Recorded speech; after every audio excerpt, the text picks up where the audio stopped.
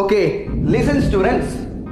നമ്മൾ അടുത്ത പഠിക്കാൻ പോകുന്നത് എന്താണെന്ന് വെച്ചാൽ ഇംഗ്ലീഷ് ഒരു സോങ് പോലെ ആണെന്ന് ഞാൻ നേരത്തെ പറഞ്ഞിരുന്നു. അപ്പം ഇംഗ്ലീഷിൽ ഓരോ വേർഡ്സിനും അതിൻ്റേതായിട്ടുള്ള ടോൺസ് ഉണ്ട്. ടോണിങ്, അതായത് നമ്മളൊരു വാക്ക് പറയുമ്പോൾ അതിനൊരു അഴകുണ്ട്, അതിൽ ഒരു ശൈലിയുണ്ട്. ഫോർ എക്സാമ്പിൾ, ഒരു വാക്ക് പറയുകയാണെങ്കിൽ മനോഹരമായ ഒരു കാര്യം നിങ്ങൾ കണ്ടു, നിങ്ങൾ എന്തായിരിക്കും പറയുന്നത്?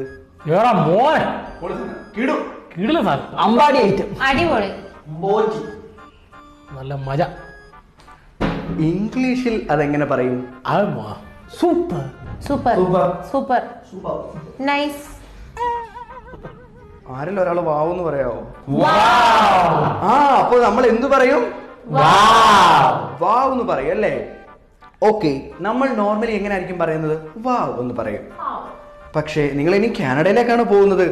നമ്മൾ ഇംഗ്ലീഷിന്റെ സ്റ്റാൻഡേർഡ് കൊടുമുടിയിലേക്ക് കയറാൻ പോവുകയാണ്. അപ്പോൾ നമ്മൾ നോർമലിൽ ഒരു മലയാളി പറയുന്നത് പോലെ വാവ് എന്ന് പറയരുത്. നമ്മൾ അത് ഇച്ചിരി ജാട കയറ്റി, ഇച്ചിരി സ്റ്റൈൽ കയറ്റി വാവ് എന്ന് പറയണം. എങ്ങനെ? അതായത് നമ്മുടെ തൊണ്ടയെന്ന് പറയണം.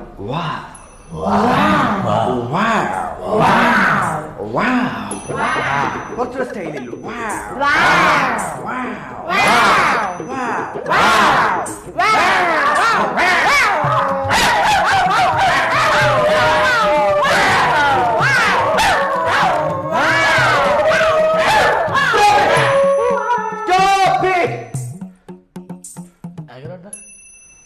നിങ്ങൾ അമേസിംഗ് എന്നോ സൂപ്പർ എന്നോ അവിടെ പോകുമ്പോൾ പറഞ്ഞാൽ മതി.